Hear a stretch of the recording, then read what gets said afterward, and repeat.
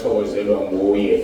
uJesu Kristu inkosi. uJesu Kristu inkosi. uJesu Kristu inkosi. uJesu Kristu inkosi. Siyabonga uNkulunkulu ukuba sihlangane mama ubephawula ethi sekuyisuku lesithathu sikhona. Siyajabula kakhulu ukuba sekhaya lezi insuku. Siyamdumisa uNkulunkulu kakhulu. Angiqale-ke ngokuthobeka ngibingelela abefundisi, omama befundisi, abefundisikazi, bese kuzoba-ke obaba, omama, intombi nensizwa no-Sunday School, umshayi umphathi wohlelo. Ngibingelela nonke ngesivumo esithi uJesu Kristu inkosi. uJesu Kristu inkosi. uJesu Kristu inkosi. uJesu Kristu inkosi. uJesu Kristu inkosi. uJesu Kristu inkosi. uNkulunkulu wethu muhle kakhulu. Besise-Great Town izolo. Ngicabanga-ke angazi ababekhona bazohla ukuthi kuhambe kanjani. Kodwa ngibone ngey'nkonzo-ke njengoba ngifike lapha ngikhathele kakhulu ngazi-uploada. Sengisho ukuthi-ke ubusuku bonke-ke ngilele-ke ekuseni-ke mase ngibheka zingenile.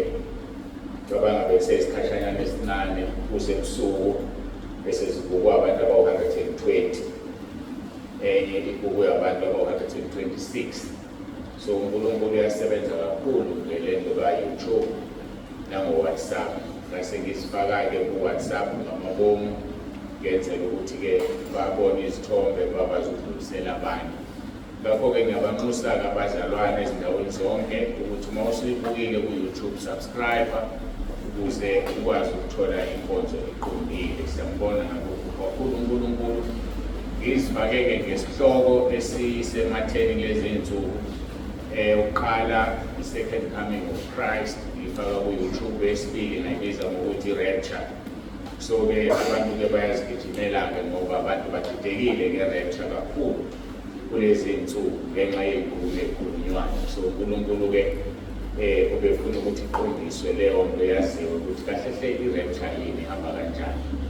Asidingi insuku ey'mbili, 23 no-24 September ukuthi uJesu athathe ikhanda. U5 minutes mkhulu kakhulu ngoba kuthiwa ngokuphazima kweso in the twinkling of an eye. So ukuphazima kweso-ke angazi noma kunama-30 seconds or milliseconds if there is anything ebizwa kanjalo angazi. Kodwa into ubala kabi u5 minutes mkhulu noma iminute nje angithi iminute ikhulu kabi kwenziwe i-rapture. So into engeke kudinga u2 to 3 days kwenzeka leyo. So ungazi-ke kwabantu bakhulume lokho abakuthandayo nabakucabangayo. So siyambonga-ke kakhulu uNkulunkulu ngoba kuhambe kahle, zingene kahle iy'nkonzo zarekodeka kahle. Zasezikwazi ukuya la kufanele ziye khona. Imemelezelo-ke ezimbalwa ngizelela ukubonga kakhulu ngijabulile ngibona abefundisi balapha ekhaya bekhona eGreat Town. Kungijabulise ngendlela emangalisayo. Nabazalwane-ke ey'ndaweni ezihlukeneyo bebekhona. Basuke eMaritzburg, oThomati, oMbuba, oMyugeni, indawo ezakhelene, oPhumuloyi, bebekhona, oFreestrift, bonke bebekhona. Bengasababalanga-ke bengixoxilele. Kodwa kuhle lokhu kuyajabulisa ukubona sihambela iy'nkonzo ngoba azifani noma uzoyizwa ku-YouTube noma uyibuke ku-YouTube uyilalele ku-WhatsApp. Ngeke kufane noma ukhona. And nokukhona bakho ufikile mhlawumbe uNkulunkulu athi ufakaza ngento ethile kanti uyazi ukuthi uqonda usiza abantu. So indaba yokuhlala ekhaya ungahambi ayinhle ngaphandle kokuthi-ke awunawo amamenzi okuhamba. Kodwa-ke ngangithi ngimtshelile iqhinga lokuthi nihambe ukuthi fundani uvule i-akhawunti yenu nibeke imali. Kuba lula ukuhamba mane nemali. Ngangithe-ke uma ukuthi ngisakhumbula kahle ngenyanga vulani i-akhawunti umuntu afake $100 bese kuba 1,200 ngonyaka. Uma nihamba niyithinti le mali mase nino-1,200 umuntu emunye, that is a lot of money ninonke. Bese seniyehla-ke mhlawumbe sengikhipha u-20 noma u-30 evimani. Kodwa ngeke lusageje uhambo ngoba kuthiwa endaweni ethile u-48 usashaya 481 uya 1,200 ibingene imali. Makuthiwa endaweni ethile kuyahanjwa, uyabona lokho kulula, but kuzoqalane kabuhlungu ukhiphe 100 rand every month. Uphele unyaka kwazi uno 1,200 wakho manje. So besenzovumela nawe ukuthi 30 rand noma 40 rand every month kuze phela isikhwama singalala. Usuyohlala uhamba noma ngabe kuyiwa ngeke kukudulele. Kodwa anyway, okwenu-ke lokho mina yami suggestion ngeke ngikuphoqe ukuthi nikwenze, ningakwenza noma nenze okungcono kunalokho engikusuggestile kukuningi. Ngibonge kakhulu, bengidlulisa ukubonga nje ngabafowethu ababone iGreat Town, ngajabula kakhulu. Ngibonge bangilekelelile ngisho sekuqoqa sesibungu. Sekushiwo-ke ingqungquthela yabesifazane kule weekend esakuyona, bese bombhabhadiswa mhlaka 14. Bayazazi abazobhabhadiswa sebetsheliwe. Kodwa-ke siyambonga uNkulunkulu, siyafisa-ke sisize, silekelele, sisebenze. Ziyasisiza-ke kakhulu lezi nkonzo uma sihamba kanje, ngoba abantu bayafunda, abanye bakuvuleka amehlo emabhrentshini. Futhi kanti uMama Mtsibande noSwane nohleli lomthetho basiphukuza kangaka uma kuthiwa baphekela abantu abaningi kanje. Hayi bamangala bebengazi, bakuthatha kancane. So-ke siyamkholwa uNkulunkulu wasesinekhishi abantu sekufanele basebenzise emabhrentshini. Bona ngathi kuphekwa kanjani, ishintshwane kupheka ibhrentshi ethize okuthile, kuphumuliswane. Ngicabanga ukuthi kuzosisiza lokho. Nani-ke la ekhaya sengasho mayela kaningi ukuthi ivila ngeke ezulwini. Yekani ukuba ungavila. Yenzani into ezokwenza, awuyazi into yokwenza uthole umqhele, awuyazi into yokwenza ungene ezulwini. Khona manje ekuseni bengikhuluma ngeculo elanga nje uPhiza wangena ezulwini kade esewile. Ngoba wayekhuleka athi Nkosi mqande, inkosi yasibona sengiyamlanda ngimqande. So-ke awuyazi into yokwenza ungene ezulwini. Angidluleke la. Sinengqungquthela yabesilisa kulo nyaka mhlaka 7 kuya ku-9 kuNovemba, ngingena ngoLwesihlanu mhlaka 9, mhlaka 7 ngoLwesihlanu, mhlaka 8 uMgqibelo, mhlaka 9 isonto. Kuzobe kumbhabhadiso futhi nangomhlaka 9 Novemba njengoba kumbhabhadiso kule yabesifazane. Mhlaka 17 kuya ku-19 October iKapa loDumo se-Cape Town ukugcina inkosi. 17 to 19 sibuka okwamanje izinto zisahleleka, bathe bazongikonfirmela kuzophuma i-invoice ukuthi sikhokhe, ngicabanga ukuthi ngoLwesibili noma ngoLwesithathu. So bese sazi kahle ukuthi kuyahanjwa uma sesikhokheliwe kodwa bekunengqinamba eyithize abebeyifuna bazithola-ke. So sithembe ukuthi-ke uhambo luyalunga, luyaphumelela mhlaka 17 kuya ku-19 October. Angithi uhambo olufana nalolu kube nenza lento engayisho bezophumelela, bengizohamba nani undize nje kanye nawe ngebhanoyi ubheke eCape Town. Usho ukuthi usoze ufeke wena, ufike azange undize ngebhanoyi.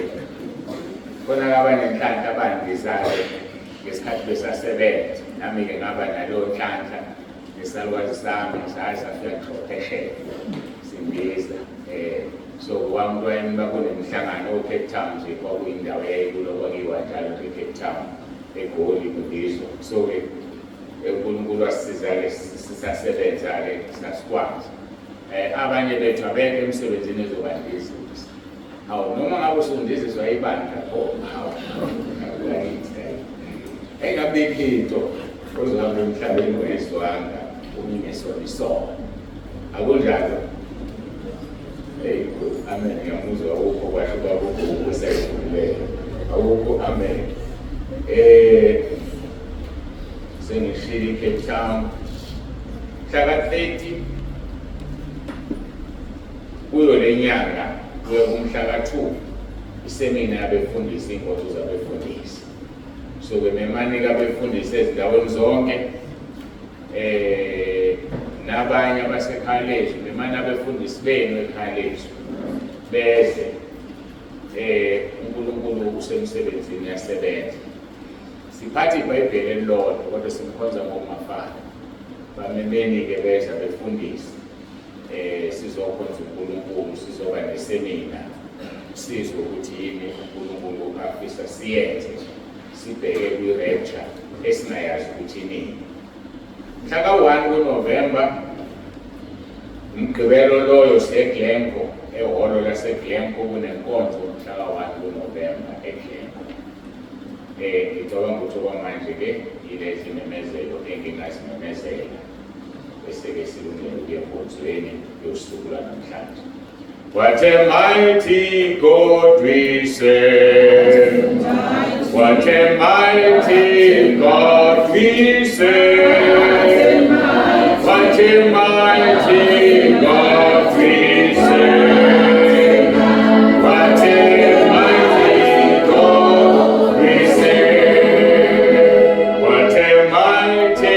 God we serve.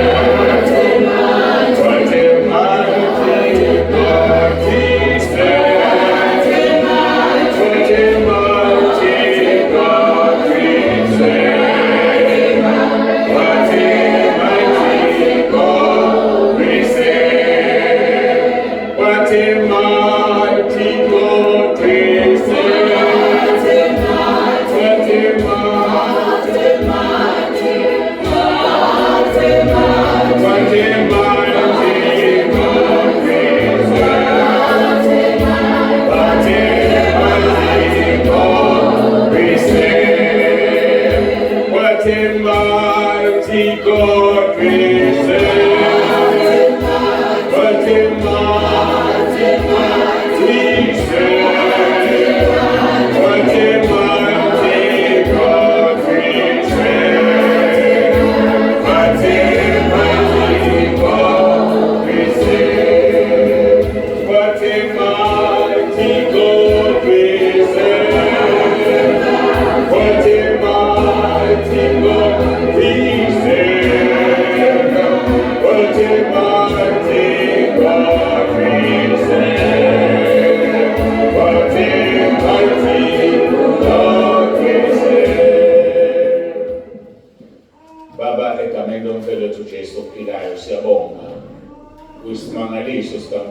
What a mighty God are you.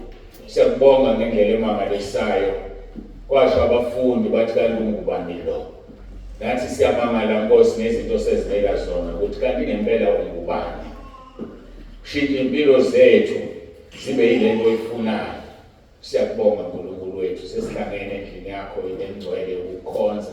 Siyacela ukhulume izwi lakho phakathi kwethu ngomoya wakho ongcwele, moya ongcwele. Sikunikeza yonke indawo ingeyakho, asigodli lutho, khuluma uzambule, usebenzise lo mzimba, usebenzise lolu dako olumile phambi kwabantu, nami ngihlale phansi ngilalele. Siyabonga ngendlela emangalisayo, siyabonga Nkulunkulu wethu, qhubeka-ke ukwenza umsebenzi, sisalungiselela ukubuya kwakho. uJesu Kristu inkosi. Amen.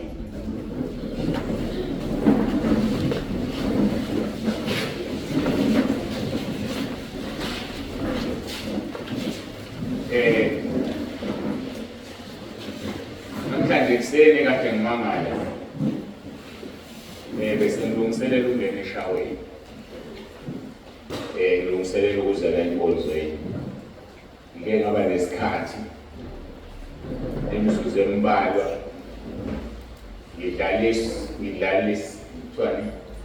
ngidlalelwa izinkonzo zayizolo, uNkulunkulu ezibuyisa. Ngihlulekile ukuzibamba, ngikhala ngaguqa, ngihluleka ngibonga uNkulunkulu. Ngoba phela ngiyazi ukuthi angizwa ngiqonda understand uma ngithi kuyena ngicela uhlala phansi ngilalele akhulume. Iziningi zezinto engizikhulumayo angizazi. So mase ngizilaleliswa, ngizibuka bese ngimangala. Ngivele ngaguqa ngakhuleka ngabonga.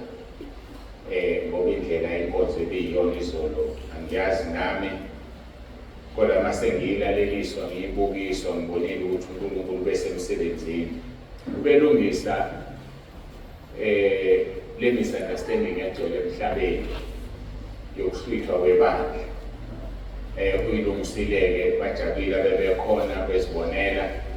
Yilapho la ufike khona noma la ngithathe khona isinqumo sokuyifaka le nkonzo. Njengoba ngiphuma lapha ngayifaka ividiyo ekhaya lezwi ukuthi bayibone ngoba nami ngimangalisile ngibonisa ividiyo engizothi yami kodwa kuyona eyami ngoba bengiyimina. Kodwa-ke siyambonga uNkulunkulu kakhulu bangathi uNkulunkulu angasisiza bafowethu asivule amehlo sidlule umuntu ngaso sonke isikhathi usuke phambi kwethu ngoba kusuke kungena umuntu usuke lo muntu engekho lapho kodwa usuke esetshenziswa. Yingakho uJesu kuJohn chapter 12 verse 48 ethi ngeke ngisanehlulela kodwa yizwi engilikhulumekile elizonahlulela. Sisenkingeni kakhulu thina ukwahlulela kwethu kukhulu thina esikhonza entabeni la eRichards Bay ngoba sihlezi nayo kwakunzima. Mhlawumbe abanye abakude ngeke kufane nokwahlulela esohlulelwa ngabo. So uqapheleke ungadlali ngethuba kuyokusiza kakhulu ngaphezu kwakho konke ukudlula kumuntu ome phambi kwakho. Ngoba mawuzolokhu ubuka umuntu ome phambi kwakho uzonaka izinto engenamsebenzi, unakuthi ugqoke namhlanje, unakuthi uhamba ngani namhlanje, unake leya nto engenamsebenzi, ukhohlwe ukuthi akusuke lo kodwa kucashwe ngaye. So uNkulunkulu asisize-ke bafowethu, nami ngikusho lokho engikusho ngokuthobeka ngento engibone yenzeka ekuseni kumina. Ngathobeka ngaguqa khona lapho. Angiyazi ukuthi nguphi le field iqhamuka le ukuthi uma ngabe uthandazo ukuthi gqoka namabhandla wesilisa hloniphani uNkulunkulu. Wamina ungiguqise nje ngoba ngangizalo. Angithi bengilungele ungena eshaweni usungabona-ke nawe. So-ke ngiyayibuka le nto eziningi izinto ezikhulunywa abantu esingazitholi ezweni. Angathi uNkulunkulu ekwazi ukudala yena bese engakufuni uma ungagqokile. Hayi angiyazi le nto. Hayi asidlule lapho. Sikhuluma-ke ngokuthi isikhathi sini wahleli kaNkulunkulu iy'nkonzo siqhubeka ngazo. Upart 11 lo namhlanje sisakhuluma ngokweshumi. Sengingacishe ngingathekise ngithi kusekusele kodwa inkonzo yokweshumi. Esele angazi ukuthi izoba nini ngoba kuthiwe inkonzo yokweshumi ngikhulume mangile ekhaya kuphela.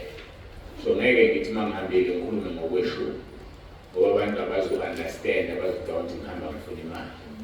So kweshumi sikhuluma mangile ekhaya. So inkonzo ezolandela le yokweshumi iyokwenziwa la phambi kwethu kokugcina inkosi.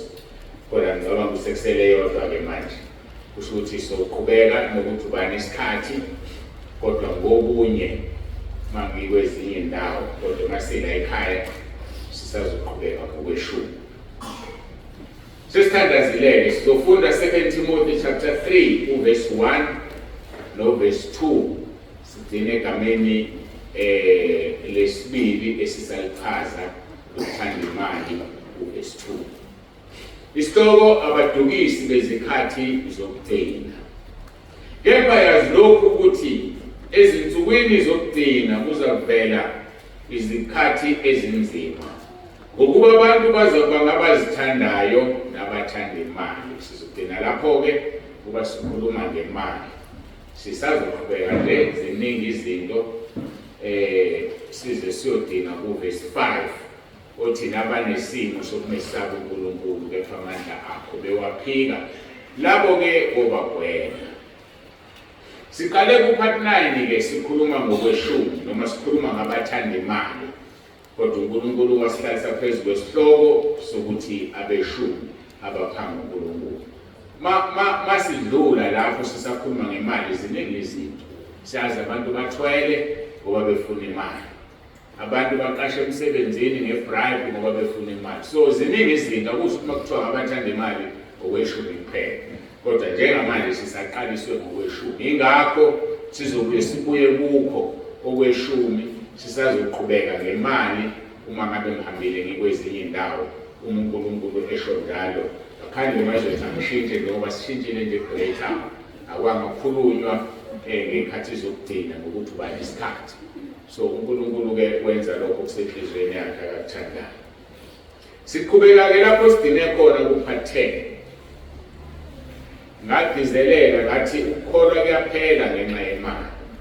uJesu Kristu inkosi. uJesu Kristu inkosi. uJesu Kristu inkosi. uJesu Kristu inkosi. uJesu Kristu inkosi. uJesu Kristu inkosi. Kunembuzo emine engiyibuzile ku-part 9 and 10. Sisaphendule emibili kuyona.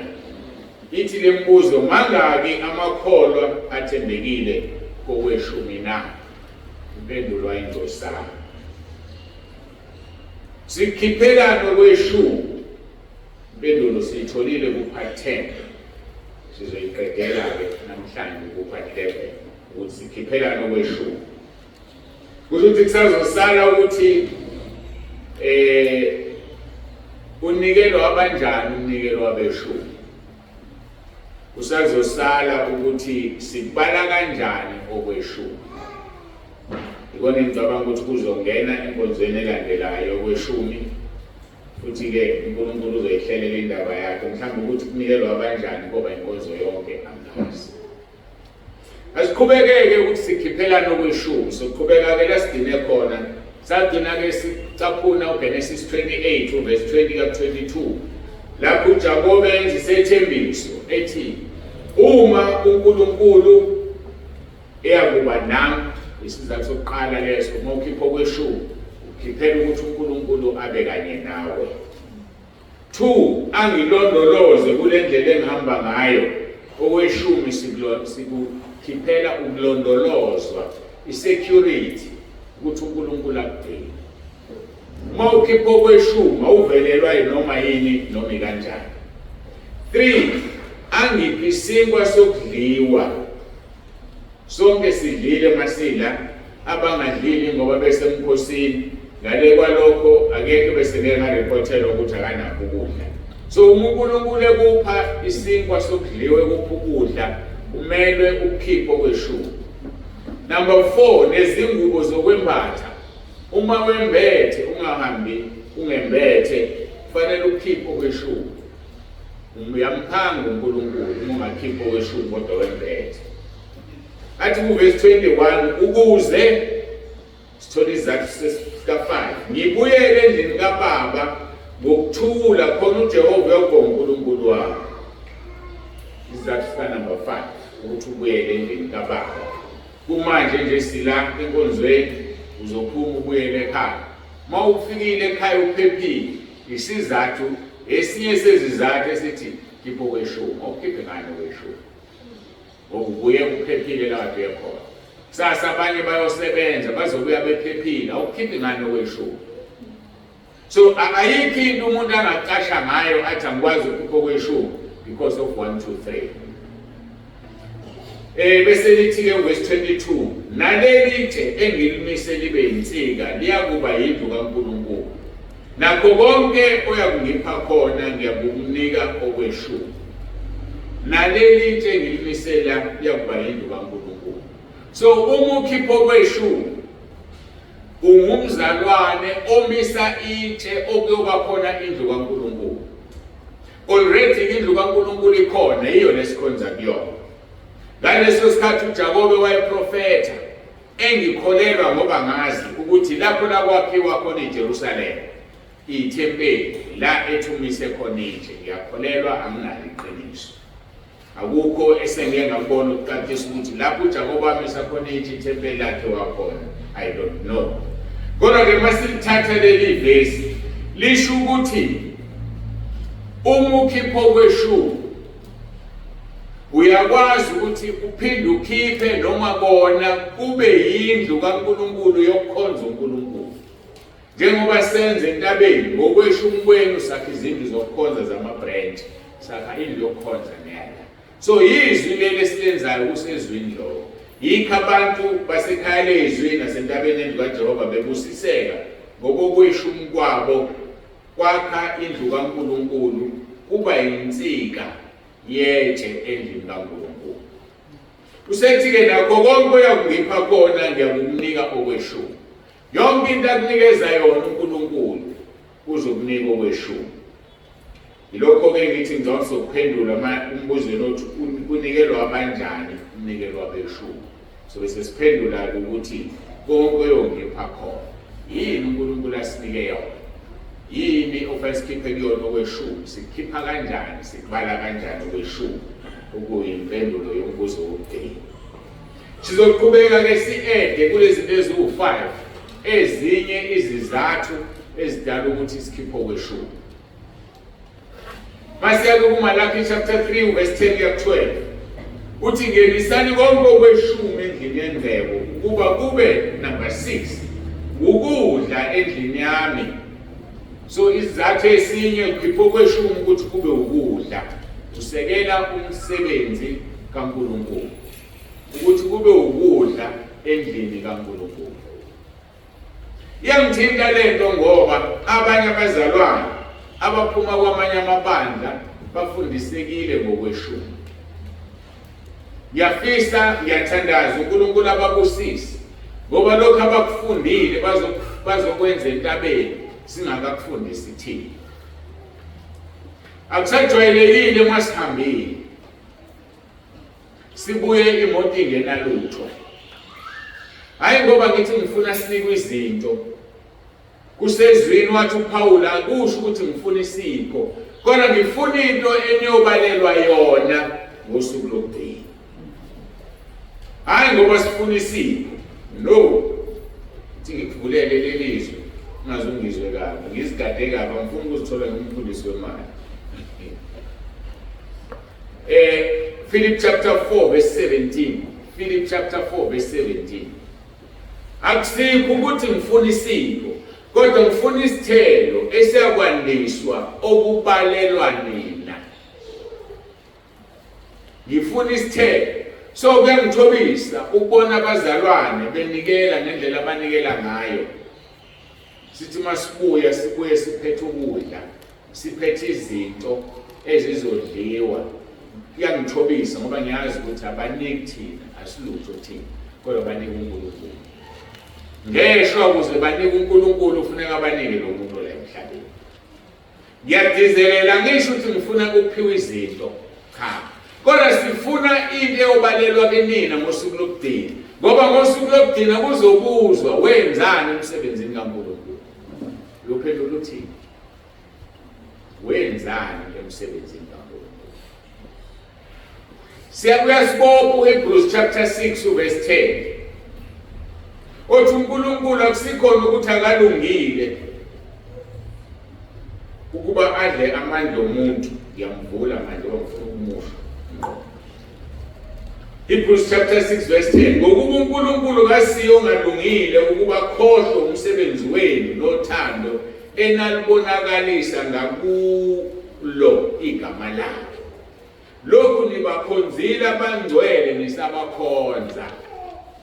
uNkulunkulu ekubusisela ukukhonza abangcwele. Abangcwele-ke sibazi kanjani na? Sibazi ngenkambo yabo. Ngikhulumile kakhulu izolo, namanje ngiyadizelela. Asihambe sinikela noma ikuphi, kodwa nikelela abangcwele.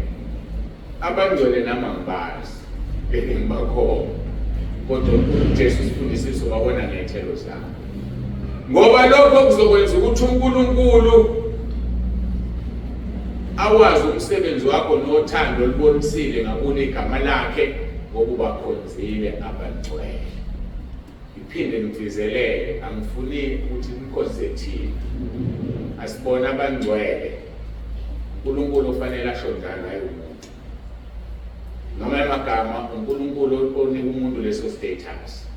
Mina ngithi asikhonza abangcwele sonke, including myself, sikhonza abangcwele. Ngoba uNkulunkulu akasiyo ongalungile ukuthi akhohlwe umsebenzi wethu esukhombisile ngakule igama lakhe. Yaqhubeka. Lithi-ke akube ukudla endlini yami, ningivivinye ngalokhu kusho uJehova Sebawothi. So okweshuma kube ukudla endlini kaNkulunkulu. Indlu kaNkulunkulu yiyo le esikuyona. Ngake ngayichaza lento ngelinye ilanga. Uma kuyindlu kaNkulunkulu le, akusikho ukuthi uNkulunkulu uhlala la. Akahlale endlini kaNkulunkulu. ibandla nebandla uma kuthiwa linoNkulunkulu kusuke kushiya ukuthi umholi walo unoNkulunkulu ngoba akahlali endlini uNkulunkulu uhlala kumuntu. Uma kuthiwa uNkulunkulu sesukile ebandleni elithize ngoba umholi wabo usewile, akusho ukuthi abazalwane bakhona bawile bayisibhokweni. Ngoba ewile umholi kodwa bakhona abangawile abahlezi eqinisweni abazongena ezulwini. So masithi le indlu kaNkulunkulu sisho ukuthi umholi wala kulendlu uhamba noNkulunkulu. Kodwa funa sivula amehlo ngoba ngelinye ilanga uzomshaya uSathane angahambi noNkulunkulu. Yingakho uNkulunkulu wasithembisa wathi imkhuleko yokwenziwa kulendlu uyoyiphendula, not necessarily ngoba yokwenziwa endongeni. Uma umholi walendlu esahlezi kuNkulunkulu yonke imkhuleko yokwenziwa abahamba ngasana kanye naye nababambisene naye umsebenzini kaNkulunkulu imkhuleko yabo yophendula. Yilokho kusho uYesu akahlale endongeni. Singabeka isiphambano la yebo singekho lesiphambano esibekiwe akusho usekhona uNkulunkulu. Ngabeka uMaria la uhlwebile akusho usekunoNkulunkulu. Ngabeka isithombe sikaJesu la akusho usekunoJesu. uJesu uhlala kumuntu ngomoya ongcwele. So ke number 6, ngenisani konke okweshumi endlini engcwele ukuba kube ngukudla endlini yami. Ngithanda ngakuchaza ukuthi ukudla kwesisu nokudla okuyizwi. Ukuze izwi lihambe sidinga ukulisekela izwi. Alikwazi ukuhamba lingasekeliwe ngezinto ezenza ukuthi lihambe. Kungaba yinoma ngisho nakho lokho okuphambi kwami ukuze lihambe izwi kuyafuneka kube khona ukuze lihambe ku-YouTube. Nalamafoni engiwabekela enye i-backup yenye kufanele lihambe izwi ukuze lifike kubantu abahlezi njengamanje abalinde inkonzo namhlanje Sunday. Ingakho-ke njalo uma inkonzo ingakaphumi ngokugcwele sengibona kusesemqoka. Uma ngibona nje ngithofa ifoni okwazi ukuthi ngihambise inkonzo. Ngoba khona abayilindile abangasakhonzi baxhoshiwe emabandleni, abanye akusakhonzeke emabandleni abakuwona bawashiye balindele inkonzo. So ingakho-ke kufanele mhlawumbe ngiyibeke lento, ngiyacela bangihloniphe abantu, bangihloniphe nje banginikeze 5 minutes ey'ndaweni engihamba kuzona. Ngithi ngisathi ngibhizi ngihambisa inkonzo, nampa abantu angisakwazi ukuhambisa inkonzo. Bazobingelela, bazokwenza konke, anginqaba ukwenza lokho, angiyena umfundisi ophakeme, anginama-bodyguard, khulele ngibingelele. Kodwa nje manje sangibona ngithofa ifoni bazalwane, ngiyacela nazi ukuthi ngihambisa inkonzo. I-delicate lento engisuke ngiyenze ngoba mhlawumbe ngichaze kunezinto eziningi eziwulayini njengoba ngirekhoda nje. Ngifike ngirekhode obedumisa namhlanje, ngiyivale, ngirekhode indumiso, ngirekhode obingelelayo, masiphumile ngirekhode abafakazayo, yonke lento le. So mase ngiyihambisa kufanele umqondo uphelele, ngifake isihloko senkonzo ngifakiswe. Izwi lisuke lingamanye lama-VN akhona. So uma ngiphazamisa ngizofaka isihloko kanti sengifaka umuntu ofakazayo. Abantu bathi begroup ethile hawu inkonzo asiyitholanga thina sithola ubufakazi kanti ufikile wena wangiphazamisa. So lento engisuke ngiyenza ifuna umqondo uphelele. Uma ngifaka ubufakazi funa ngifaka ubufakazi wonke ama-group ukuthika ngomunwe. So manje uma ngiphazamiseka kuzohamba into yakho. So ngiyafisa nje ngoba ngiyabona impela ukuthi hayi ngidina ngasakwazi. Ngazi-ke noma kufuneka-ke ngibaleke. Phela ukubaleka inyawo ngizinikezile. Phela inkonzo ngishona imoto engikhipha. Sengizoqala nithe uphakeme lo mfundisi uyabaleka. Kanti nini ningangicabangeli. Uma ngibona ngithofa ifoni nje, please ngibekezelele ungilinde. Mase ngiqedileke bese uyasondela-ke kimi. Mhlawumbe ngikhulume le nto manje funa ngigade ukuthi kungathiwa uyayitshela. Kufanele ngigade futhi ukuthi izinto ziyahamba kubantu usheshe zifike ngoba ngale kwalokho kobe kuwungezange enkonzweni. Inkonzo uyithole ngo-3 ngo-4 uyophatheka kanjani ngoba ngidedela abantu bangiphazamisa. So-ke ngiyafisa selapho usidlule kuleyo nto. Kodwa-ke bengichaza ukuthi-ke izwi likaNkulunkulu liwukudla komphefumulo. Number 7-ke lithi izwi lenkosi. Ngalokho usho uJehova Sebawothi uthi uma ngiqale lapha ngoba sekanqamuka. Ningivivinye ngalokhu usho uJehova Sebawothi uma ngingayuvula amafasitela asezulwini nginithululela isibusiso kunokwaneleyo. So unumber 7 wezathu ukuthi sikhipho kweshumi ukuvula amafastela asezulwini. Sikhipho kweshumi ngoba sifuna uNkulunkulu asivulela amafastela ezulu asinikeze ngaphezulu kokwaneleyo. Kodwa ukhumbule enkonzweni edlule ngadizelela sikhipho kweshumi baja ukubusiswa. So kuyiphuzu number 7 elikude ukuthi kuvuleka amafastela ezulu. It's not the main reason why ukhipho kweshumi. Number 8 verse 11 ngenxa yenu ngiyakukhuza okudlayo ungathethi izithelo zomhlabathi wenu. So ke elinye lamaphuzu elungunumber 8 mawukhipho kweshumi uNkulunkulu ukhuza okudlayo. Ngeke ngasho lezi insuku ezidlule ngathi kunento edla ukudla kodwa angazi yini, but obviously amadimoni. Kunento edla imali ubona imali siphelile ungasiphele kanjani, obviously amadimoni. Ngaze ngakhaza ngathi sinalama celebrities angama-gay and lesbian. Akekho umuntu onemali njengalabo bantu emhlabeni kodwa sibazi bayithatha. But iqiniso lilodwa lithi banemali. So ukusola kwami ukuthi futhi lezi imali zabazalwane abangafuni ukhipho kweshumi inyamalala imali, inyamalala ibank imali yakho bayigebenge ngoba wena awufuni ukhipho kweshumi. Uthola abantu abazoskema bakufonele bazenza abantu basebank imali yakhe ilahleka ngithi awufuni ukhipho kweshumi. Ayithatha lamadimoni awucebisa lolu hlobo labantu. So simele ukwazi uma ukhipho kweshumi wenzani uNkulunkulu uzokhuza okudlayo ungadli emalini yakho ungadli emasimini akho. Khona indawo ezidlayo amasimi khona izinto eziningi ilwane nezilwane encane khona ukuthelwa ngomuthi mhlawumbe uthatha amaxabishi asenezambuzane nekufutha uzibulala. Kodwa uma wena ukhipho kweshumi ungenzeka ukuthi udinga ukufutha udinga ukwenza lutho elakho lexabishi uzoyikhahlelela nje libe likhulu isikhathi asibesikhulu. So okweshumi kuhamba indlela ende ngakho ke masiyeke ukuphanga uNkulunkulu. Number 9 nemivini yenu ayikuphutha endle usho uJehova Sebawothi. KwaIsrayeli ke nakwezinye indawo naseCape Town kutshalwa ama-grapes umvini lo kwenziwa amawayini kuthiwa yikuphutha futhi kuyenzeka izithelo zingabibikho. uNkulunkulu ukuthi uma ukhipho kweshumi it's guaranteed ngaso sonke isikhathi into yakho itshalile izothela isithelo azigeke ziphuthe. So ke namhlanje abantu abasatshala abanye bayasebenza. So uzozibona uphakanyiswa emsebenzini ubona ufakelwa imali ubona kwenzeka izinto uNkulunkulu hayi ngoba efakela wena imali ufuna uthatha kweshumi kwaleyo mali udlulise endlini yakhe ubhezi kuphi usemsebenzini. So uNkulunkulu ke manje semsebenzini akufanele wena ube endleleni. Bengihlale ngisho ngithi ke sesinendawo lapha ngenhla kufanele ngibe nemali between 5 and 10 million. Seliyashintsha uhambo manje. uNkulunkulu sesinikileke le ndawo engale. So kusho ngamagama indlu manje usuka le kudizela inkulu leyo.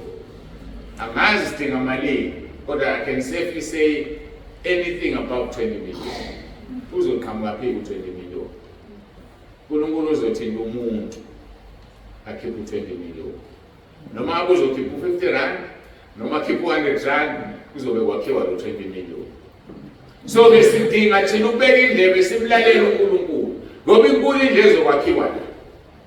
Lo sesithole ngale ndawo sekuselele emqashe ngenhla kwakhona bese kuba le mqashe ngapha nayo ukhishwa imali. So siyamethemba uNkulunkulu kakhulu. uNkulunkulu usemsebenzini. So thina ukuthi ubeka indlebe uze uNkulunkulu asibusise. Sibeke indlebe unumber 9 enzeke imvini yakho ayikuphutha. I can safely say ukuthi umvini awuyophutha ngoba sisatshala. Wena kusho ukuthi ngeke ulahlekelwe umsebenzi. Phela umvini wakho nawe uvuna kuwonini every 30 days. Ngeke ulahlekelwe umsebenzi. Ulahlekelwe umsebenzi nje awukhipho kweshumi kaNkulunkulu. Uma ukulahlekelile uzobe ezovula omunye umnyango ngoba wena unjani uyamnika imali yakhe.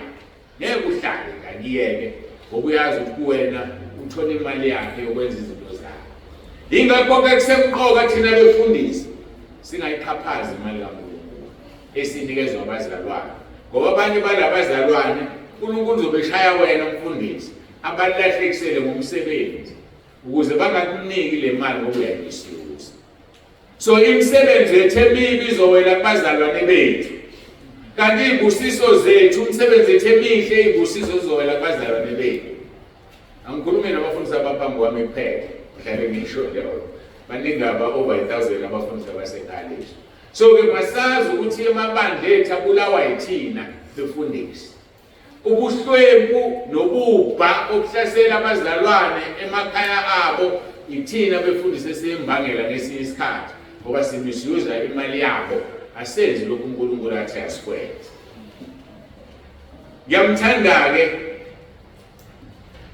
uphuzo number 10 lithi zonke izizwe ziyakuthi ngibusisiwe ngokuba nakuba yizwe elithokozisayo kusho uJehova Sebawothi. So bayizwe elithokozisayo. Of course ke siyibandla silonizwe. Kodwa omakhelwane bethu bazothi hey yazi kumnandi ukuhlala nosibanibani umakhelwane ophilayo. Bengilambile engenakudla wavelwa ngilethele igrosa. Ngani ngoba usunakho ngaphezulu kokwanele. Ngoba wena ukhipha kweshumi ungenisa kweshumi endlini kaNkulunkulu. So abantu abaseduze nawe isibusiso uNkulunkulu akunike sona sizokapakela kubona bathi siyambonga uNkulunkulu ukuthi sinomakhelwane ofana nosibani.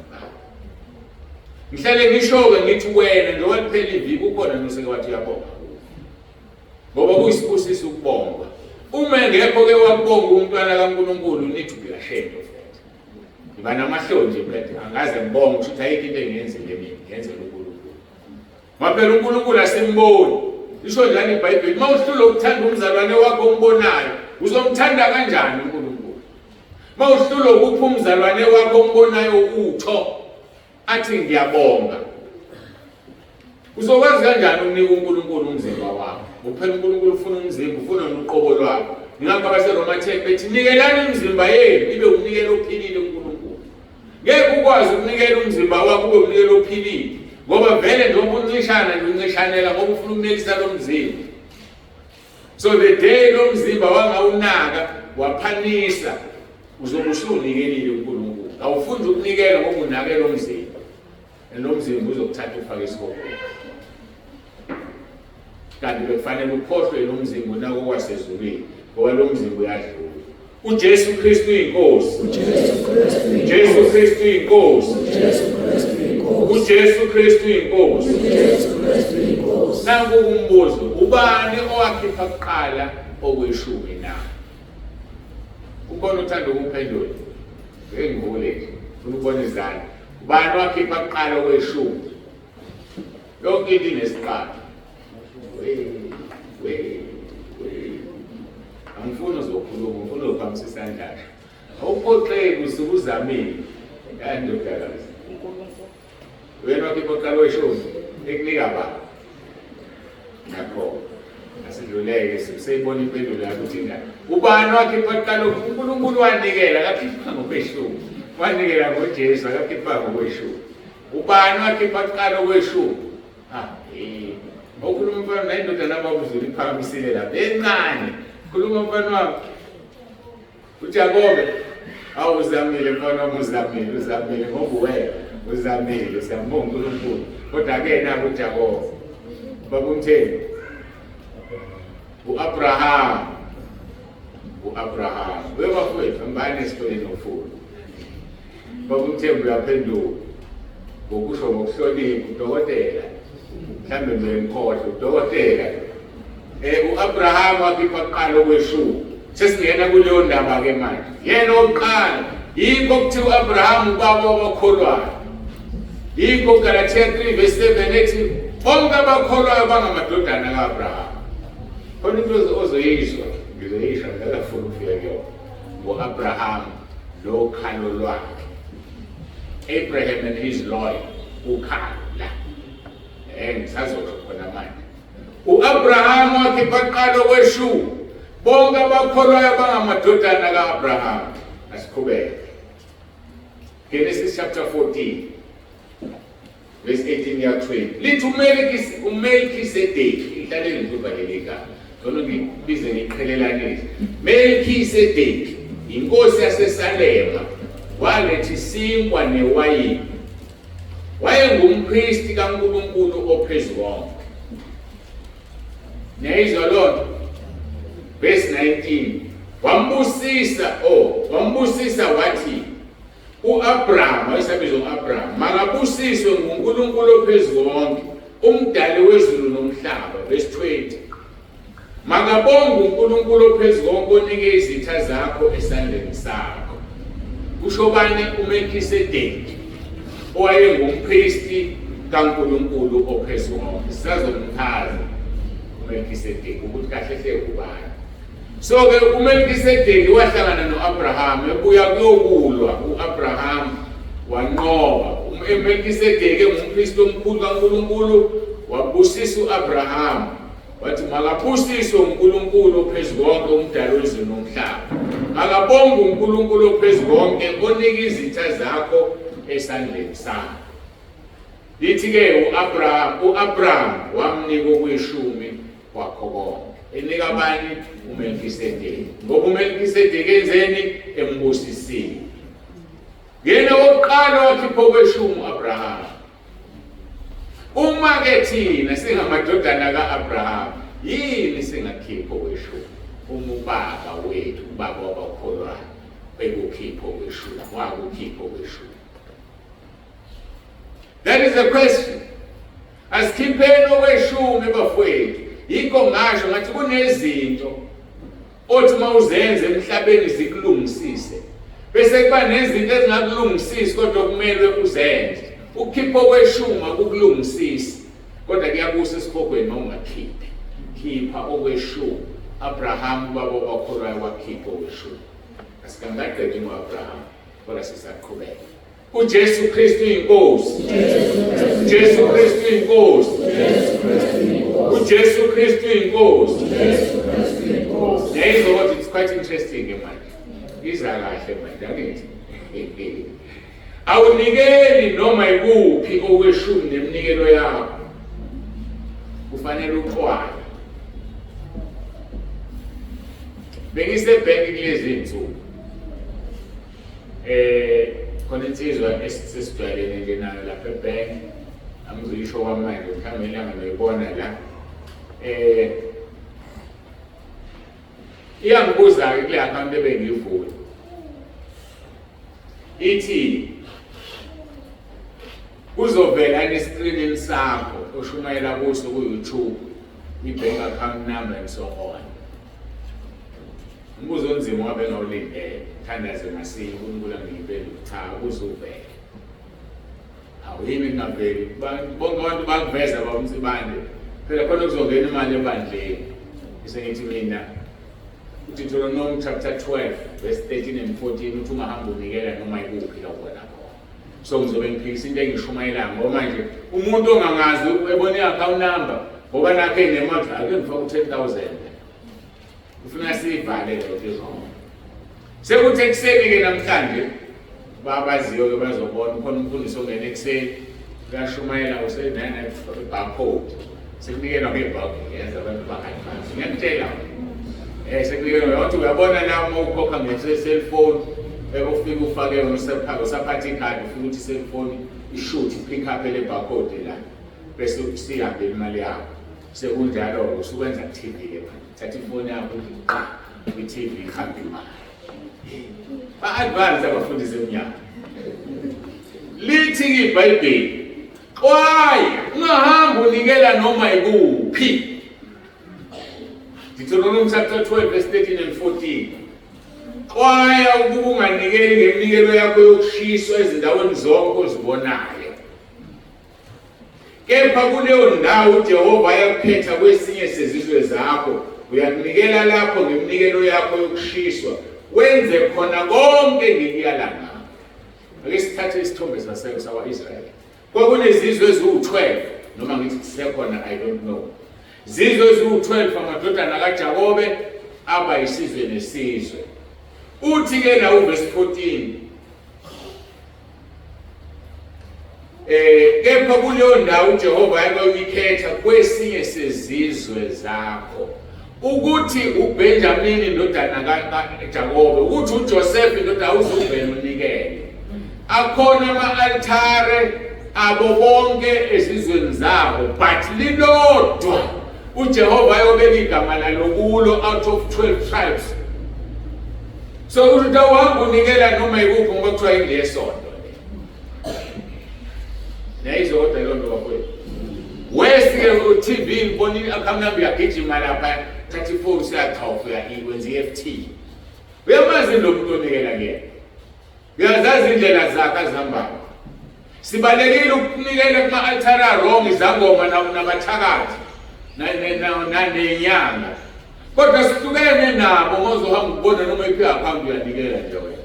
Ngoba umazi lo muntu ukuthi amandla wathatha. Sengikusho kaningi ngathi umfundisi othwele uma ethatha imali yakho eNigeria wherever la ithwele khona, isiqalekiso siza kuwe asizi kuyena. Ngoba wena umfinance ukuthi ahamba yena. Lesibusiso ngokunjalo. Umfundisi ephethe imali kaNkulunkulu ngendlela efanele. Isibusiso asike umfundisi ngoba vela kanamali usebenzisa imali yakho sizoza kuwe. Ubusiseke wena. So awusuhamba kunikela noma yikuphi umuntu ongamazi. Ngoba nakho kuthiwa yilesonto. Wanakho kuthiwa istyle sekushanga, usushanga ebarcode, ushanga ekhodi imali ehamba. Awuyazi lo mathi yakho. Awuyazi lo mali esebenza.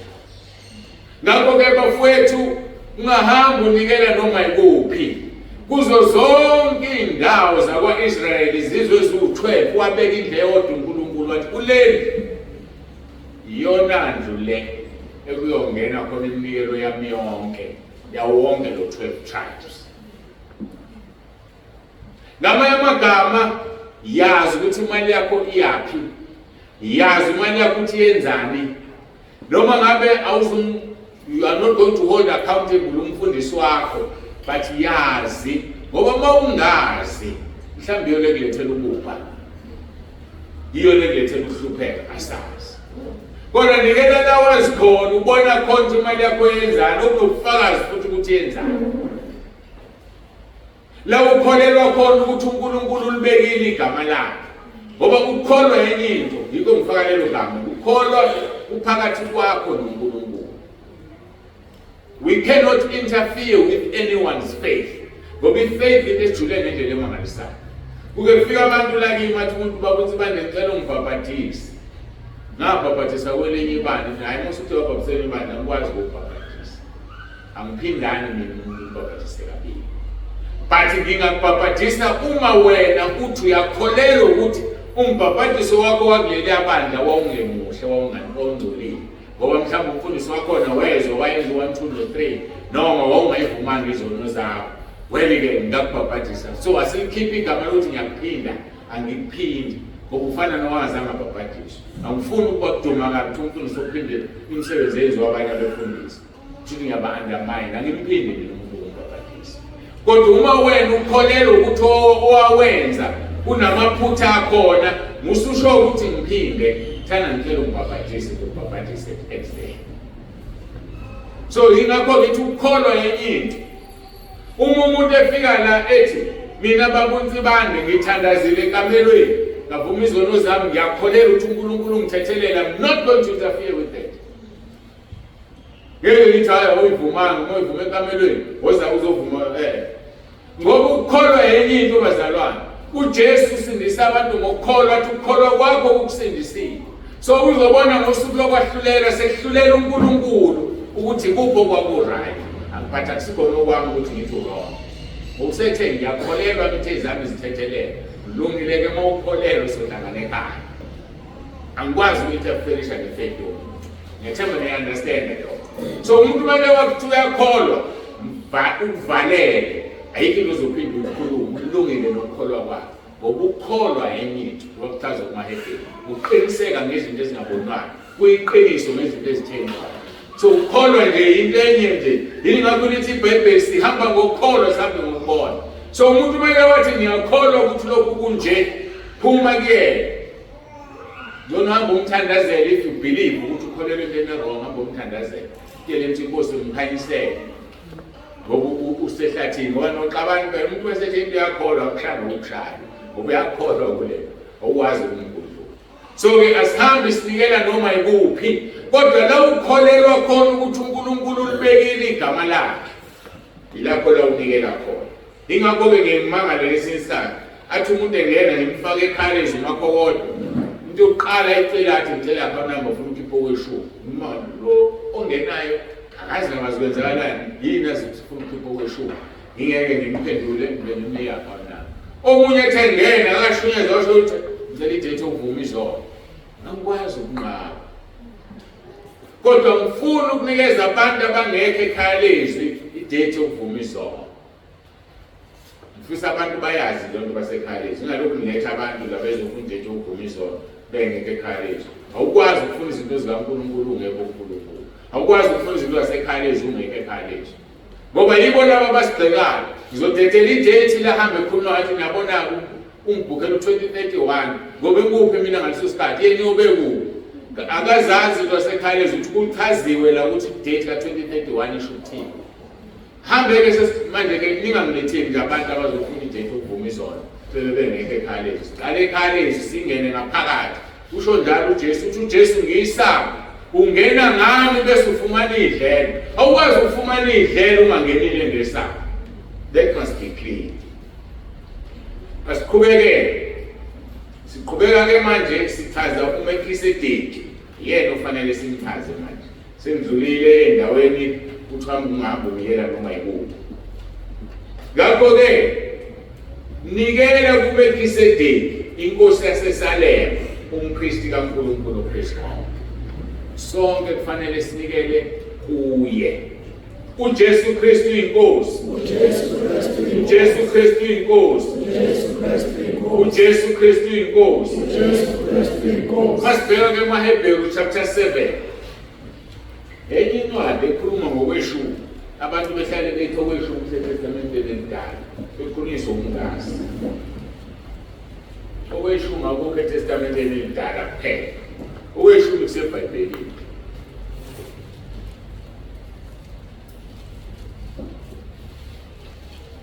Uthi-ke uvesi 1 ngokuba uMelkisedeki lo inkosi yaseSalema umpristi kaNkulunkulu ophezukonke owahlangabeza uAbraham mhla ebuya ekubulaleni amakhosi wambusisa. Khonfenywa-ke lelizwi ebesikhuluma ngalo uGenesis chapter 14. Ubani owawezwa ngendawo yaseSalema? Inkosi yaseSalema lo wani owezwa ukuthi khona indawo ukuthi iSalema ukhona ngaphambi izandla ngibona aniyazi iSalema manje nifunda lelizwi noma ngazi nelifunde lenitshela ukuthini. Nangu uMelkisedeki inkosi yaseSalema umpristi kaNkulunkulu ophezukonke owahlangabeza uAbraham mhla ebuye ekubulaleni amakhosi wambusisa. Verse 2 uAbraham wamabela okweshumi kukho konke yena ogama lakhe lithi. Usiyachaza uMelkisedeki yena ogama lakhe lithi kuqala. Ukukhulunywa kwalo uqala-ke yini ile phathi yokuqala inkosi yokulunga.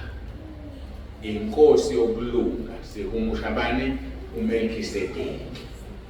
Bese kuba inkosi yaseSalema okungukuthi inkosi yokuthula. Igama elithi Salema lisho ukuthula. Inkosi yokulunga, inkosi yokuthula. Ubani inkosi yokulunga? Ubani inkosi yokuthula? The Prince of Peace. Inkosi yethu uJesu Kristu. So uAbraham wakhipha okweshumi kuJesu eqhamuke umuntu eyinkosi yaseSalema. Khumbula ngalesa sikhathi ingelosi zazifika zivakashela abantu zithunywa uNkulunkulu. Wazifikela qathatha uJesu indodana kaNkulunkulu eyinkosi yaseSalema. Ngamanye amagama inkosi yokulunga, eyinkosi yokuthula. Abraham wasekhipha okweshumi yena. So wonke umuntu mayekhipha okweshumi ukhipha okweshumi kwinkosi yaseSalema. igama elithi Melkisedeki. Kodwa limnandi iBhayibheli. Yalizwa kodwa? Masichaza ekuvele kube mnandi. uJesu Kristu inkosi ngisekhona futhi. uJesu Kristu inkosi. uJesu Kristu inkosi. Angifuni nilahleke ngifuna uhamba nani ngoba nje ngifuna nisale. Mawufunda uHebrews 7 verse 2 uye besikhuluma ngayo bese uya kuIsaiah 32 verse 1. Sesichaza ke manje leli gama uMelkisedeki. Isaiah 32 verse 1 uthi bheka kuba khona inkosi ebusa ngokulunga izikhulu zibuse ngokwahlulela.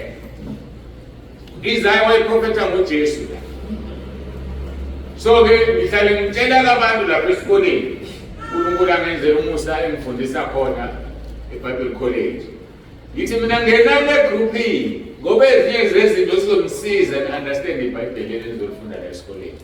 Abanye bayathanda abanye abafuni. Kukhona umbuzo esikoleni uma usuphezulu siwenze research. Othi bhala onke amavesi aveza uJesu eBhayibhelini. Qala kuTestament elidala ufika kwelinje. Ziume emthumeni. Dume ikhanda kubantu. Jesu akaze ekhuluma ngeTestament elidala. uMelkisedeki uJesu ukhulunyiwe ngaye eTestament elidala. Ayinandi iBhayibheli yakuchaza nje. Nangu uIsaiah 32 usho lokho ukhuluma ngoJesu uthi bheka kuba khona inkosi ebusa ngokulunga izikhulu zibuse ngokwahlulela. Inkosi yasesale senichaza ukulunga ke manje bengisachaza ukuthi inkosi yokulunga inkosi nithi manje inkosi yasesalema okungukuthi inkosi yokuthula. Sesichaza ukuthula ke manje. So sengichazile akhona maningi amavesi benenge wathathe wonke inkosi bezophuma leli. Maningi amavesi akhuluma ngoJesu ebusa ngokulunga. Ngidonsele elilodwa kuIsaiah 32 verse 1. Usungayifunela nawe ekhaya wathola. Sesizokhuluma ke manje ngokuthi inkosi yokuthula uJesu ngempela na. Siyathola kumaHebrews 7 verse 2 lo lesibhizi ngayo.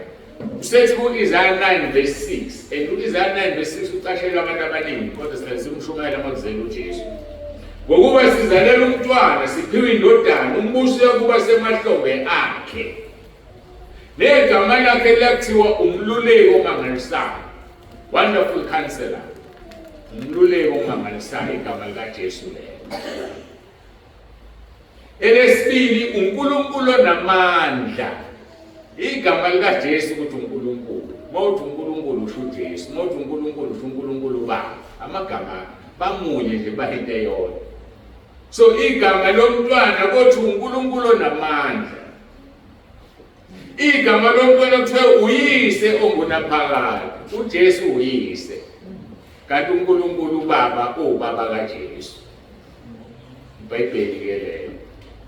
So abahlukene labantu babodwa. Kodwa izolo ngicachisile. Uthe bumnyeni babo iyodwa into abafihlelene yona usuku lwakhe. Kusho yena uJesu. Uthi angilwazi usuku nehora. Nengilosi azilwazi zobaba kuphela. That is the only place where they differ. Usuku lwakhe. Ngale kwalokho konke okunye kuyinto eyodwa kuyafana. Mawuthi uJehova usathi uJesu. Mawuthi uJehova uNkulunkulu Baba. Igama elilodwa. Bese kuthiwa ke uyise ongunaphakade bese litheni igama inkosi yokuthula uMelkisedeki ke lo. So makukhulunywa ngoMelkisedeki uAbraham wakhipha kweshumi wakunika inkosi uJesu. uJesu weza wamhlangabeza uAbraham eqeda ukunqoba. Wazoba umuntu. Abraham wakhipha kweshumi wayibamba imfihlakalo ukuthi ake umuntu lo. Inkosi yasesalema, inkosi yokulunga, inkosi yokuthula. Athi kuverse 7 kaIsaiah chapter 9 umbuso uyakuba mkhulu ukuthula kungabe nakuphela esihlalweni sobukhosi sikaDavide nasembusweni wakhe ukuze uqiniswe usekelwe ngokwahlulelwa nangokulunga kusukela manje kuze kube phakade. ukushisekela kaJehova Sebawothi uyakukwenza lokho. Ilona gama-ke engingakalitholi lihlanganiswa noJesu, Jehova Sebawothi, elingukuthi uJehova wamabandla. Mase kuthiwa uJehova Sebawothi kusho ubani? Kodwa uma uthi uJehova usangasho uJesu. uNkulunkulu usho uJesu, usho uNkulunkulu baba. La-ke kuthiwa umbuso kaJesu yobamkhulu kungabi nakuphela ukuthula esihlalweni sikaDavide.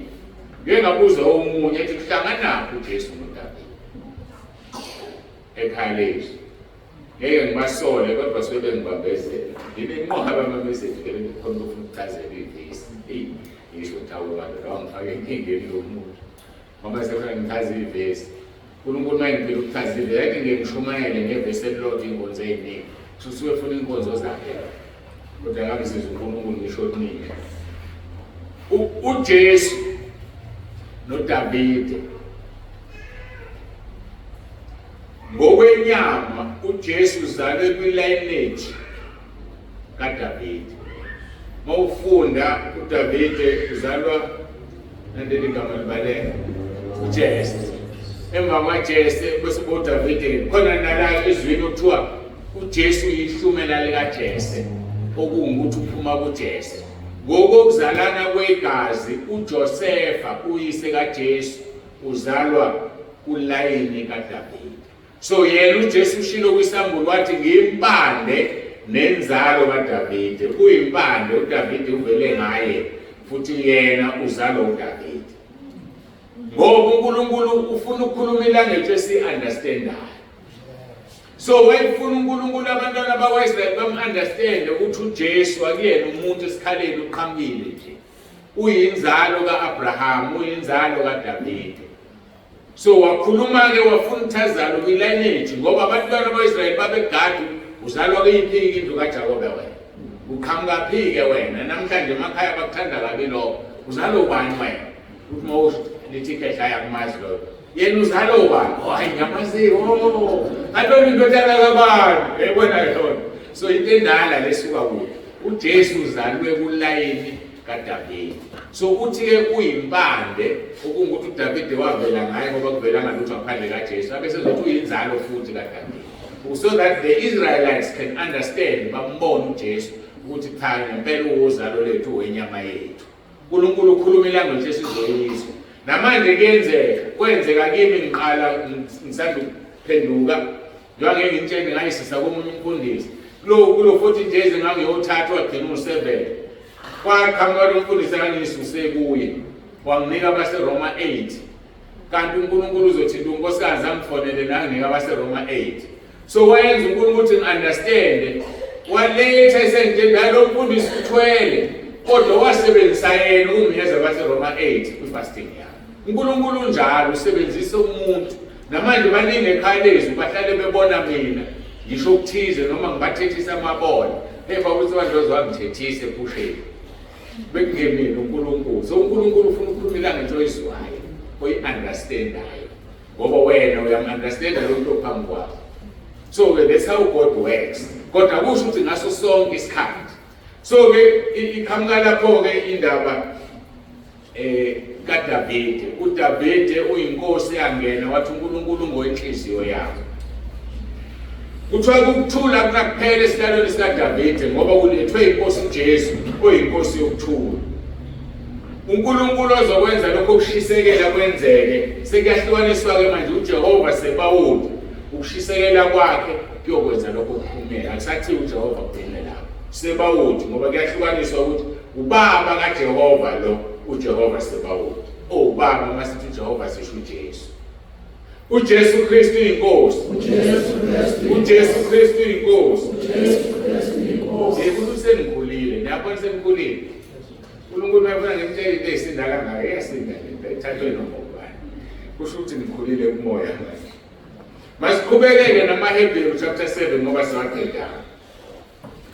Uverse 3 wakhona, besikhathi uverse 2 echaza igama elithi Melkisedeki. Uverse 3, inkosi engenayise, engenanina, engenaluzalo, engenaqala kwezinsuku nakuphela kokuphila, kepha efaniswe nendodana kaNkulunkulu ehlala ingumpristi njalo njalo.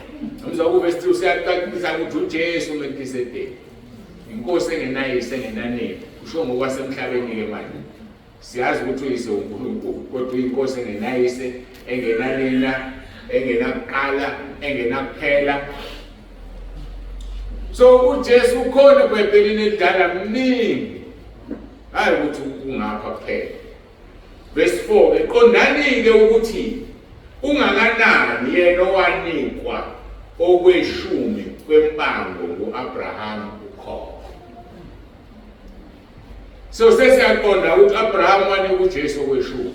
So wena mongamnikelani, iphuma lakhe ethi-ke niyangiphanga sizwe, niyangiphanga manje ninganginiki iminikelo nokweshumi. So abantu banesibindi sokuphanga uNkulunkulu. And nakake leli gama lempango ngoba ngiyazi khona bazolibamba, mhlawumbe bekhola endlini bazolibamba. Kuthiwa Abraham wanika uJesu okwempango, esingakuthatha ukuthi kunjani, kungcolile. Kanti akungcolile. eTestamente elidala uNkulunkulu wayebavumela abantu balo ngoba uDavide wayelwa namaFilisti wabulala uGoliathi kwakunesona isoka. So kwakuliwa physically, asisalwi manje. So ke lawa magama kwakuwempango ngoba uNkulunkulu wayethe uAbraham angabulalela bona. Lokho akusho ukuthi umuntu akahamba ayogembula abese ethatha imali yomgembula azokhipha okweshumi ingcolile lo mali. Akusho umuntu ukuthi akahamba ayogebela isitolo lapho usibamba inkundla athatha 10,000 azoletha 1,000 enkonzweni ingcolile lo mali. Akuyona impango iphelela lapho eTestamenteni elidala. Ngicacise lento abantu basilethe imali eqala ekusiwe. Verse 5, nalabo bamadodana kaLevi abamukeliswa ubupristi banomyalo wokuthatha okweshumi kubantu ngokomthetho kungukuthi kubafowabo ingane baphuma okhalweni lika-Abraham na. So kumthetho wokweshumi kwawusebenza ngo-Israyeli, umpristi phezulu, amaLevi abantu. AmaLevi aqoqa okweshumi kubantu, abese khipha okweshumi anikeze umpristi. Lento esiyenzayo-ke entabeni, okufanele umfundisi ophethe ibranch aqoqa okweshumi, abese khipha okweshumi akulethe la entabeni kuba bonke abantu. Sisebenza kanjalo. Kodwa uNkulunkulu wathi zimbili indlela njengoba kufanele kwakhiwe izindlu, umfundisi othatha okweshumi kuye kuyena akhipha u10% odlulisele kumina, lo muntu uzimele. Uma ufunda kumaLevi kuthiwa kwakwenziwa njalo ngoba wanayo indawo. Amagama umLevi wayenganikwa indawo, kuthiwa nayo indawo yakho utshala ulimi, babephila ngemali yabantwana bakwa-Israyeli. So umfundisi othatha okweshumi kuze kuye abesedlulisa okweshumi la, lo mfundisi ngeke simakhele indlu njengoba sizakha nje. Lo mfundisi ngeke athi ucela isound kumina, ayikho into azoyifuna kimi, kufanele ngisho ngiye khona ngiyokwenza inkonzo anginikeze upetrol ukuyomenzela inkonzo ngoba ufana nomuntu ozimele. Siyahambisana. Kodwa umfundisi oqoqa okweshumi akudlulise konke akulethe la, lo muntu ke uyena okufanele ngithathe yonke imali sihlangene ngiyomakhela indlu yokukhonza. Athi mayifuna isound ngimthengele, athi mayifuna lokhu ngimfuna ihlalo ngizithele, ngoba ayikho into eza kuyena ithatha yonke ayilethe uNkulunkulu. So zimbili indlela esiphila ngazo entabeni. So ngamagama kuzoba nomfundisi onebandla lakhe elikhulu, athi babuthibande ngicela ungena phansi kwami, ngimnika options awu-2. Uzothatha konke okweshumi kwakho ukulethe la, noma uzothatha okweshumi kuze kuwe njengoba kuvele kuza kuwe bese udlulisa 10% ngoba u10% isukhipha sonke. Vele obviously maye umfundisi obese nebandla engiyokhonza nakho konke akadingi lutho. Asikho isizothatha okweshumi akulethela, nakhipha okweshumi. That is fair. Maphela mangithatha konke ngizobenzela. But mayithi uyathanda ke yena okwakheke mayithanda. So mina nginikwe indlela ezimbili uNkulunkulu sisebenza kanjalo entabeni, ukuze abantu bangalimali athi ungena ngitsibande ngilahlekelwa imali bese ngithola abazalwane bami cha idini imali yabo. khipho kweshumi. Ngase ngidonswa ngendlebe-ke mina. Ngingakukhipho kweshumi noma ikuphi ngikhipha la ekhaya. Ngoba ngibanza abanye abefundisi banye. And sebengizamileke bafowethu. Hayi babona nina senandile banini. Sebanje ukhipha kweshumi, ukhiphela kimi. Nathi instruction athi uNkulunkulu akhiphela la ngikho. Hayi, nokukhiphe kwenye indawo mina-ke ngatshela ngingakuniki umuntu. Ngeke ngikunike. Bayakufuna kweshumi kwenu. Ngeke ngikwenze ngoNkulunkulu wangitshela. Ngazi ngikangakwenze kuba njani. Mhlawumbe ukhipha umuntu wrong. Lo thola iqalekiso no. So-ke ngimprotectile bafowethu kweshumi ngingena la ekhaya. Yikho nje ngeke ngichaze indaba yemqasho lena enginayo. I-account abafaka kuyo labantu abaqashile bafake leyo shumi. Ithi 90% okweshumi. Yonke nje uma wayende noma yimuphi oqashile ithini account number ufaka okhokhela baba ukuthi bande ngayo ukhipha le wena ukhipha leyo shumi. Ziyafana i-account eyodwa. So mina kusuthi angikhiphe okweshumi ngikhipha ini 100%. Ngoba vele kwathi okweshumi ngikhiphe la ekhaya. Yikho uNkulunkulu engibusisa. Na ufuna ukubusisa? Sozileke ukwenziwa njalo. Lithi-ke uverse 6. Verse 5. Nalabo bamadodana kaLevi abamukelisa ubupristi banomyalo wokuthatha okweshumi kubantu ngokomthetho okungukuthi bafowabo ingani baphuma okhalweni lika-Abrahama. Kepha yena ongabalwa ozalweni lwabo uthathile okweshumi ku-Abrahama wambusisa lowo nezethembiso. Kepha kunakuphiko ukuthi omncinyane ubusisa omkhulu. Mhlambe nake nayizwa lonto ngangayizwa-ke bayithanda kabi emabandleni. Bathanda ukuba bakhulu kuthiwa omkhulu yena ubusisa ingane. Ayikwazi ingane utshela umuntu omdala ethi uNkulunkulu akubusise. Into engenamsebenzi. Umuntu ngokubonga ejabula ngasho umuntu omdala athi uNkulunkulu akubusise. But-ke bathosha ngakho-ke awukwazi ukumbusisa ingane kimi. Mina ufanele ngikubusise ngoba ethatha kulelizwe elithi-ke verse 6. Kepha yena ongabalwa ozalweni lwabo uthathile okweshumi ku-Abrahama wambusisa lowo nezibusiso. Verse 7. Kepha kunakuphikwa ukuthi omncinyane ubusiswa ngomkhulu. Verse 8. Lapha-ke abantu abafayo bamukeliswa okweshumi. Kepha labo bafakazelwa ukuthi uyaphila. So kusho amagama abantu abafayo bakhipha okweshumi kophilayo okuJesu. Khona la ngijahe khona. Verse 9. Futhi kungathiwa noLevi owamukela okweshumi watheliswa okweshumi ngaye uAbrahama. Ngani na ngoba wayesokhalweni lika-Abrahama usho njalo verse 10 ngokuba wayesokhalweni lukayise mzukwana uMelkisedeki emhlangabeze. Ile ngifuna ukuthi ngidizelele. So uLevi uthathwa ngokuthi wakukhipha okweshumi ngoba wayesokhalweni luka-Abrahama. So ngesikhathi uAbrahama ekhipha okweshumi kuMelkisedeki namaLevi akukhipha okweshumi. Kodwa kusho ukuthi awakuyeka ayakhipha vele. So kuchaza ukuthi inkonzo yomuntu okholwayo njengoba uGalatia 3 verse 7 ethi bonke abakholwayo bangamadodana ka-Abrahama. So all of us we were there in the loin of Abraham ngesikhathi ekhipha okweshumi. Yini-ke manje mawusuphila ungasekho okhalweni lika-Abrahama ungasakhipha okweshumi? That is the question. Ngoba wakukhipha ngesikhathi ethi uNkulunkulu izizwe zonke zobusiswa ku-Abrahama. Ethi uNkulunkulu u-Abrahama uyise wabakholwayo. So ubaba wethu. So ngesikhathi enikeza uMelkisedeki sasikhona sisokhalweni lwakhe. Sesiphumile-ke manje asikhiphi ngane okweshumi. So ku-wrong ungakhipha okweshumi. Yingakho abantu abangakhipha okweshumi bephelele esihogweni. Kodwa kumlungisisa umuntu. Kodwa kufanele akukhipha kwenze. Itheme yethu-ke ithi ubani isikhathi. Isikhathi sabantu abathanda imali. Abantu abaphanga uNkulunkulu. Bethi babe ku-Abrahama ekhipha okweshumi. Mase bezimele abafuni ukhipha okweshumi baphanga uNkulunkulu.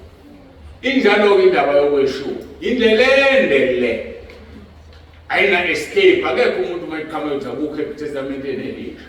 Ngoba wonke umuntu okholwayo wayesokhalweni luka-Abrahama ngesikhathi u-Abraham enika uJesu okweshumi. Yini singasakhiphi manje na? Ngiyadabuka ngoba kunamabandla omthetho angakhipha okweshumi. Angazi noma bakwenza babecabangela abantu behlwempu kukhishwa ithikithi limali ethile encane enqunyeni, kanti fanele abantu bakhiphe okweshumi ukuze babusiseke. Abantu bakhiphe okweshumi bakusezweni, abantu bakhiphe okweshumi ngoba bayakholwa babe sokhalweni luka-Abraham. Indaba yokweshumi ngokudinga inkosi sizoyiqhuba ngokudinga inkosi uma sisaphila. Mangiphinde ngibuya la angazi lobe kuphathi bani, masikhuleke.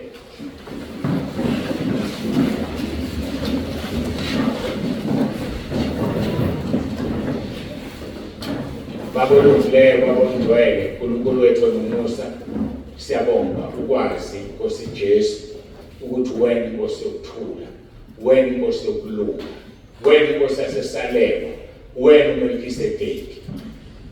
Iyamangalisa indaba yakho Nkosi, ingakho abafundi bathi kanti ungubani lo, namanje nathi sithi kanti ungubani.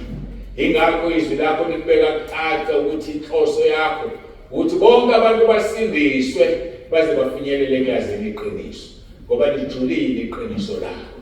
Siyabonga ke Nkosi wasinikeza uMoya oNgcwele, ngoba uyena owambula izinto, yena owenza izwi lakho siliqonde sili-understande. Ngaphandle kaMoya oNgcwele ngeke silizwe, liyincwadi engezwakali, liyincwadi ebukeka ithule kanti igcwele ingcebo yasekhaya ezulwini. Kusisa-ke Nkosi lona loyo ofikile manje. Siyabonga ngenkonzo, siyabonga ngakho konke osenzele khona. Nginikela abantwana bakho kuwe, ubasize ubadinga, ubalondoloze. Uyazazi idingo zabo zokwenyama, basize Nkulunkulu wami nomusa. Njengoba ushilo kwiHubo 103:5, wathi usuthise ukulangazela komuntu ngokuhle. Basuthiseke Nkulunkulu wethu, basuthise Moya oNgcwele, basuthise Jehova, basuthise Jehova Sebawuthi. Wena ungubaba wethu sonke, odale konke, ngaphandle kwakho akuvelanga lutho. Sinikeza udumo uJesu Kristu inkosi, uJesu Kristu inkosi, uJesu Kristu inkosi. Amen. Sabonga kakhulu uNkulunkulu. Ngikwisela ke kumphathi wohlelo konke, sengaqala intulo aqhubekeze ngaphandle. Jesu Kristu inkosi.